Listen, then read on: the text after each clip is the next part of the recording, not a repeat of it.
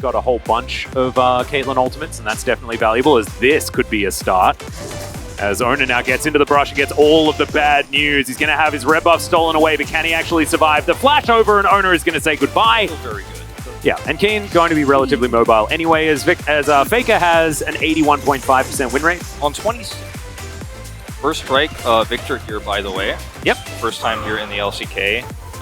Against a Syndra, you have a lot of these traits that sometimes become prolonged, so don't hate it. Well, I'm going to find Oner yet again. Q is going to connect as he has to try and get out of there. Gets slowed down as Gumushi's going to come on forward, gets the heal, and Ellen has to get out of there. Teddy now comes through with a cat on a book, looking to try and make this one in favor of Kwangdong Freaks. As Kerry just standing his ground, might actually be able to make something of this as Oner lands the spear, but once again, do have the bop and block coming on through.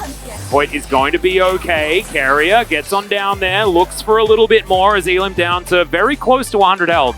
Let's keep our eye on that one as Elam has moved towards that top side of the map instead, but he will lose out on his Crux. As Carrier now going to get flashed on by Teddy, immediately the follow. As when it comes to gold just yet. This is what I was expecting from this game, Wolf, is Elam parking himself up here towards the top side. Leap strike comes in. There's a counter strike. Good double stun out from Zeus as the end of the line is not quite going to connect. Doesn't even have to flash. He's actually looking for more. I don't know about that. He's got 6. Yeah, safeguard comes in. Q's going to come down, and Zeus going to... Teddy actually remains safe is going to be the question as Hoyt jumps off, and now Teddy going to have to take that spear. Waves crashing on forward. Hoyt not going to be able to actually stand with his partner just yet. Looks to get under the turret, but it's not going to work, and a double kill comes through for Oner. I mean, you could try to put the Nidalee down here, but, I mean, they had full control of vision. That control ward you see in the tri-brush is Keen's going to eat a turret shot here. Sometimes playing Graves is really frustrating. Yeah. A second time, and they have no vision of this. There's a ward where Oner stands now that timed out as well. It's just replaced here. And so he knows he's got full control over this area of vision. Keria has Ignite. They have the wave crashing. It's a perfectly timed attack here. And he doesn't even have to use the Ignite. Keria doesn't here to control this and grab this kill. And Nidalee that was so heavily committed. They're going to look for the scuttle play here as the Rift Herald spawns. But, man, Teddy is having a really tough start to this game. Yeah. Hoyt's actually almost blown up here instantly. That's going to be another plate going down. This is just abuse. Yeah, this is what Caitlyn is supposed to do. Yeah. And unfortunately, the Jin Yuumi just not enough, especially now that the commitment was put in. Oner spending all that time towards the bottom side is reaping the rewards that they were looking for. Is now Fate looking to try and take down Faker. Great gravity field's going to get the flash out as he looks to get out of the way. Dove underneath the turret as Faker in trouble, but no, doesn't have the turret aggro as Kwangdong Freaks trying to get themselves at least the Rift Herald for this one, and Oner looking to try and get down towards that bottom side, looking for a bit more of this. The pop and block coming on through, but not enough as Teddy surrounded by 3 members of T1. And the CS difference here is they proxy the wave. As this is Oner coming in, it's a little bit too late here for Fate. He has to flash out of the gravity well, dodges the spear, but the Chaos Storm's on top of him. It's perfectly juggled turret aggro there. And then Teddy is just out of luck here, goes ahead and drops down this ultimate to try to CS the minions, but even Gumushi blocks him from doing that. Yep, standing in the way. That's why Gumushi wasn't actually trying to stop that one. And yeah, unfortunately, Hoyt, nothing he could do, and nowhere for Teddy. Forward, can he get the death ray to land? Fate coming on in as well is okay. Underneath the turret is Gumushi. We'll see whether he can survive. As Lee Sin grabs that first kill. Faker having to flash out of the way, but the Syndra is going to clean him up. Elam trying to keep himself alive as Zeus picks up the kill, but he will fall as well. And in the meantime, on the top side of the map, some stuff happened, but it looks like no one died. Well, this is a little bit risky. Being taken down, and that is going to be secured by T1. Elam looking for an opportunity, but Keria avoids the Sonic Wave. Can just be reloaded once again. As soon as that minion wave is gone, I think you've got to be really careful about staying here as Kwangdong, because you're just going to get chipped down again and again and again against this comp. Yep. That spear hits, I mean, they might actually engage. Ooh, got to be careful, Keen, about that. Oh no, that is not what he wants. The collateral damage comes down, but now doesn't have that available. So not necessarily up to full power. He will get there much faster than Teddy last game. I mean, you just can't close the distance here as Kwangdong. You can't even get through this choke point. Yeah, it's going to be Oner that secures Shirley and not a lot of options. As Faker is going to get stunned up. The last bullet comes down, but there's the Chaos Storm. Elm having to run out of there, and Keen is going to be the first target to be taken down. No stun to come through from the Jhin, as well as Zeus going to leap strike right on top of the Syndra and put her into the death chamber. That is 2 quick kills for T1, and they're not done yet, as that's the cat getting taken down. Elm is going to follow. It's a double kill for Gumayusi, and maybe where you don't have to build aggressively, you don't have to build for damage. You could just kind of go, well, you know what?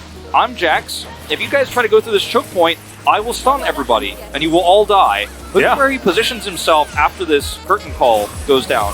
He's like, yep, I'm going right to the back line. Nobody can leave here because they're in a choke where they have that gravity well going down. And Zeus can just zone everybody out and then follow up on the chase, and there's so much poke and so much range. Oh.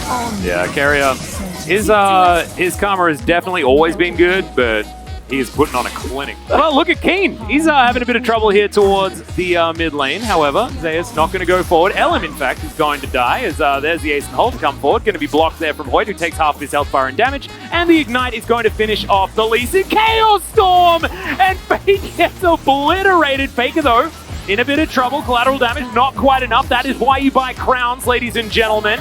As Zeus now looking to dive underneath the turret. He might just be able to find a kill, but no, gets himself out of the way. And at least here, as Rapid Fire Cannon now complete, very close to an Infinity Edge as well, you'd assume. Well, yeah. You know what's crazy, too, is, well, this is just a replay of everything being a disaster. As Elm is like, I just want to play the game, but I've seen from 7 different angles by all these watching eyes of these wards, but the soul in this game is, okay, well... yes, this is the moments before the Syndra has an absolutely terrible time.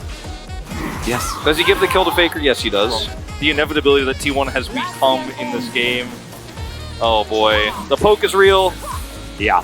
Faker actually looking for more here. Chaos Storm to come down to start this one all up. Carrier has a Sonic Wave on him, but just doesn't care. The spears are landing, as well as Zeus looking for the flank angle.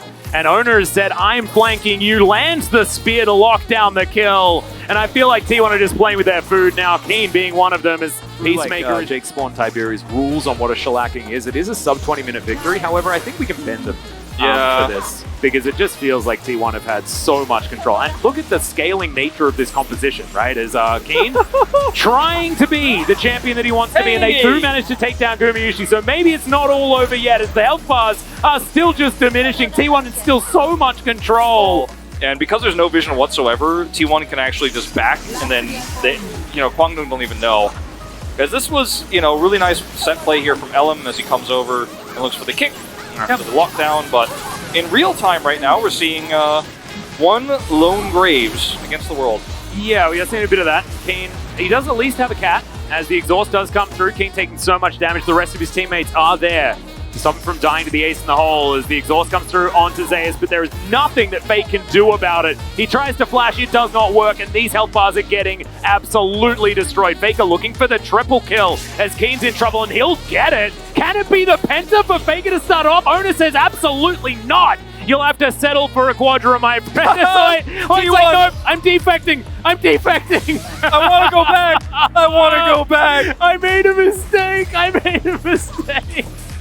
Oh, God. Well, at least they're still happy to have a little bit of fun here as Faker picks up the Quadra and will now destroy the base of Kwangdong Freaks, and that will be the 2-0 for T1. An expected result, but for the T1 fans out there, I'm sure they are so happy to see Zeus playing well. Even though he didn't necessarily win lane this time around, this team is working like a well-oiled machine.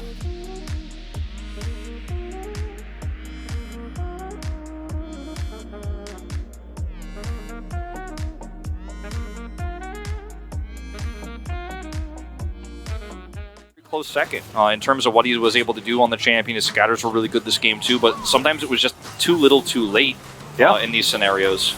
Yeah, it's a bit of an issue here for Kwangdong Freaks. One thing that we do want to talk about is the fact that we've had 2 of these great games from Oner, and this is now that Bengi has been moved up to the main roster in that coaching position, and we've heard has had very, very, close interactions with Oner, trying to teach him how to be Faker's right hand, and he's the perfect guy to do so. And he's looking great here today as the triple kill comes through. Let's have a listen to T1. 야 이거 맞아. 나 텔 있어. 안 끝낼 것 같기도 하고. 끝나. 아 에바지. It's like it's over. 아니, 그러니까 나는 Wait. 죄송합니다. 15초 빨리 밀면 끝날 듯. I really love how vocal everyone's being. As Oner said, sorry for stealing the penta. 잠깐 레이저 한번 가야 돼 이거. Definitely a deserved sorry. That was pretty rude. I didn't realize we were up to a penta there almost, but yeah. 오케이요. Nexus gonna go down here. This is a sad, happy sad B from Teddy.